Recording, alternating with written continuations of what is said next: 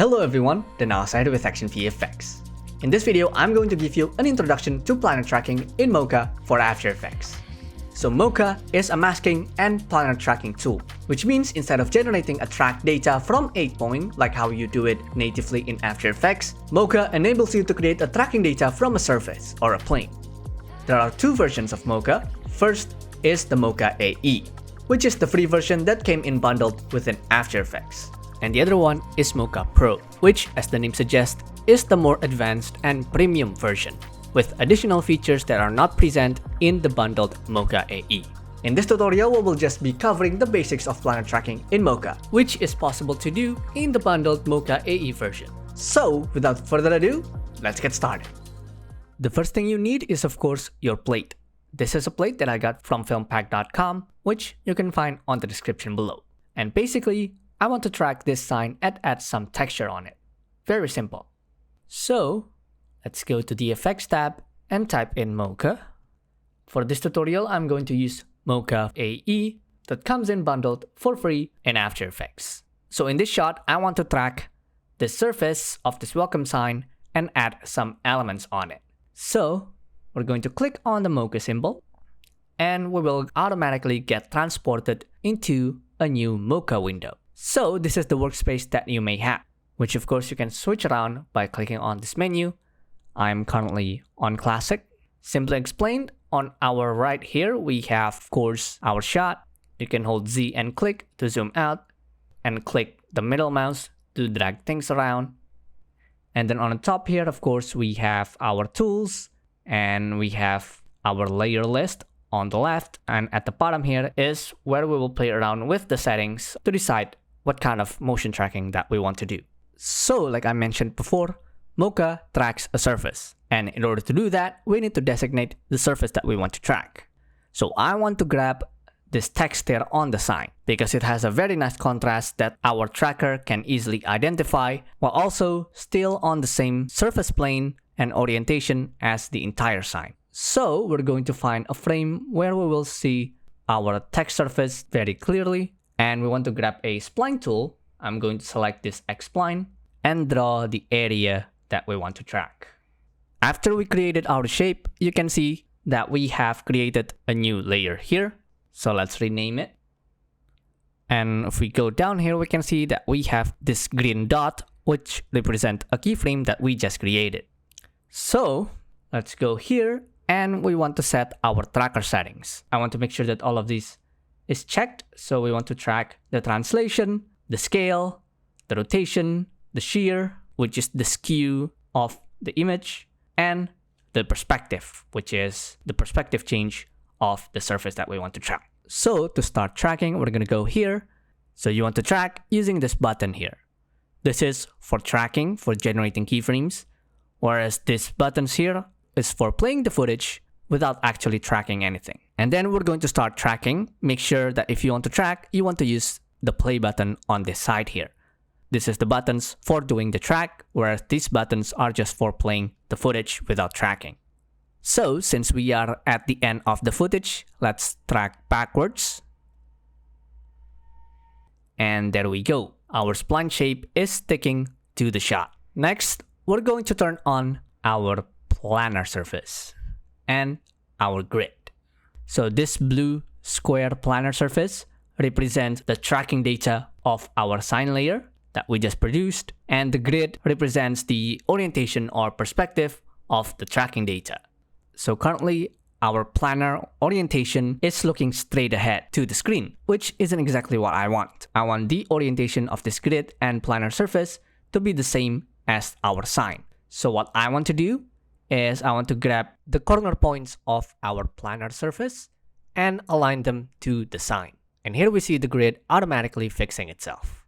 And there we go. So if we play through here, we have our grid looking like it's properly sticking to the sign. One way to check the accuracy of your tracking is to go to Insert Clip here, and we want to put in a placeholder texture, like say a logo or a grid. Next, what I want to do is I want to extend the edges of our corner pin a little bit. And let's turn on our insert clip again to see what's happening. Basically, I want the texture on top to overlap the size of the sign a little bit That way I can just mask out the out of bounds part to make the texture fit into the edges of the sign. Okay, perfect. So now let's disable our insert layer and our planar surface and grid. So the next thing I want to do is to fix the shape of our spline, because I want to use this spline to create a mask that is on the shape of the sign surface. Since we already have our tracking data here and our spline is attached to that tracking data, we can then change the shape of our spline without worrying about accidentally messing up with our tracking data. That is because the relationship between the spline and the tracking data is kind of how a mask works in After Effects. In After Effects, when you have a layer with a mask, the mask is within that layer. So if you play around with the layer's transform, like position and rotation, the mask would be pulled along with it. But the mask itself has its own properties that does not override the layer's transform. Like if you change the mask path or the shape of the mask, the layer's position or scale is not affected. So in Mocha, it's pretty much the same thing. When you hit track, the layer will use the spline shape to generate a tracking data. But when you change the shape of the spline after the tracking is finished, the already existing tracking data would not be affected unless you retrack it again. Now, when you change your spline, you will add a keyframe on the spline or the mask path, which in turn would create an animation. And I don't want to create an animated path. So let's go to the original keyframe that we created, which is at the end, and I want to change the shape here. You can even add more points and it would not affect the tracking data of your layer. And perfect, this is what we have. So later in After Effects, we will use this spline shape or mask path as a separate mask layer for masking and rotoscoping purposes. Something that you can do as well is to parent the tracking data of this layer to be used by another layer, kind of like in After Effects. So for example, I want to create a mask here on this handle of the sign. And of course, our handle here is not tracked to the plate. But instead of using this to do another tracking, what we can do is to go to link to track, and we want to link this or parent this to our sign. And there we go. It's already tracked there, which of course, the tracking is not perfect because it exists in a different planes, different depth than the entire sign. So what we can do is to just manually fix the shape of the spline. And there we go. Okay, so now that we are done, let's close and save. Now back in After Effects, let's bring this pre-comp texture that I want to apply to the sign. So this is a pre-comp that we want to track into the sign. It contains a text, a layer of wood at the bottom that I extracted from the original plate, and these dirty textures from our surface imperfection collection that you can get on the description below. So you want to make sure that the texture that you want to apply to the sign is on the same size of your original plate that you tracked. So now let's select our plate and go to the Mocha effects, and we want to go to tracking data and we want to create track data. And then we want to select our sign layer because that's the layer that we tracked, and hit OK. And here we have our tracking data has been turned into something that is consumable in After Effects. So next, what we want to do is we want to export as corner pin. You can also select corner pin with motion blur, but there isn't really much of motion blur here, so I'm just going to pick corner pin. And I'm going to select the layer export to our textures pre-comp and hit apply. And there we go. On our texture layer, we have added a corner pin effects based on the data that we tracked earlier. Now, of course, as you can see, our texture here is bigger than the sign, like I have intended. So we're going to mask that out using the mask that we created earlier. So we want to duplicate our plate, put it on top. Let's rename this matte. And then on the Mocha effects, we're gonna go to the matte drop down, and what we can do is we can click on view matte and we will see the alpha matte of all of our masks that we created. And then of course you can click on this visible layers to disable a specific layer, and then what we can do is we can click apply matte. And if we solo our layer here, this is what we have.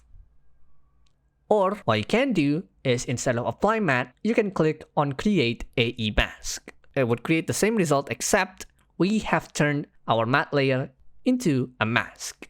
So now let's feather this just a tiny bit. Let's disable our solo here. And then we want to alpha matte our texture into the matte layer. And there we go. That is one way to do sign replacement using Mocha.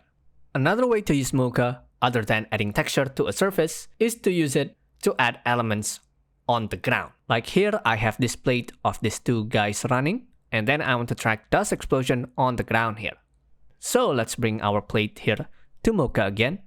And of course, we want to find a frame where we have our ground very clear, and we want to start tracking. And then we will have this issue. Our talent here is crossing over our tracking area and it messed up our tracking. So what I want to do is to create what is called a holdout matte to make Mocha ignore these two talents that are running here. So let's start over. First, I want to create a rough garbage mask around our talent here. And let's turn off the shear. So we just want the translation, scale, and rotation. And we want to start tracking. And Mocha is sophisticated enough to notice that there are people there and that we want to track them. Okay, let's stop. So now we have a rough track and a rough mask shape of our talents. And now let's fix it to make sure that our shape is always covering them. Okay, next let's disable this gear icon here, so the layer is not active and we will not accidentally track this again. And then let's grab an area of the ground that we want to track again. And then we want to put this below our holdout matte. And then I want to disable the shear because I just need the translation, scale, and rotation. And we want to start tracking again. And there we go. We can see that when the talent crosses over, our ground track is ignoring our other spline layer. So now we have our track. Let's close and save. So now let's export our tracking data of the ground so we can add our explosion here. So let's create new null.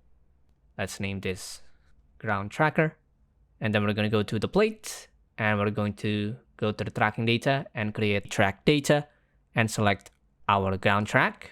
And then we're going to select our export option to transform and the layer export to our ground tracker null and apply. And there we go. We can see that our null is now tracking into the ground. So then what I want to do is I want to bring our transform data here. And because I just want to keep the rotation and position data of the tracker. So I want to disable the scale. And then let's parent our explosion here to our ground tracker. And this is what we have. We have our explosion tracking into the ground. I actually have made a further tutorial on this shot on how to properly composite the dust explosion. The link for that in the description below.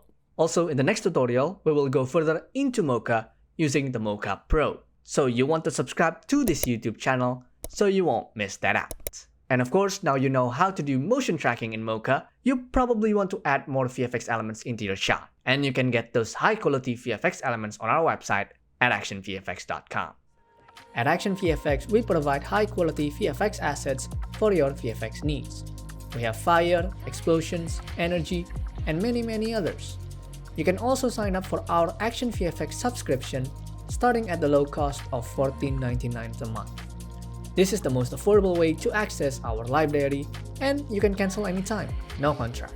Thank you so much for watching. I encourage you to drop a like and let us know in the comment section below what kind of tutorials that you'd like to see next. But most of all, be sure to subscribe. We are aiming for 100,000 subscribers by the end of the year. And also, there are other resources on this channel such as other VFX tutorials, podcasts, VFX breakdowns, and many others. So be sure to check them out as well. Let us be your #1 resource for visual effects. So, see you next time. Bye-bye.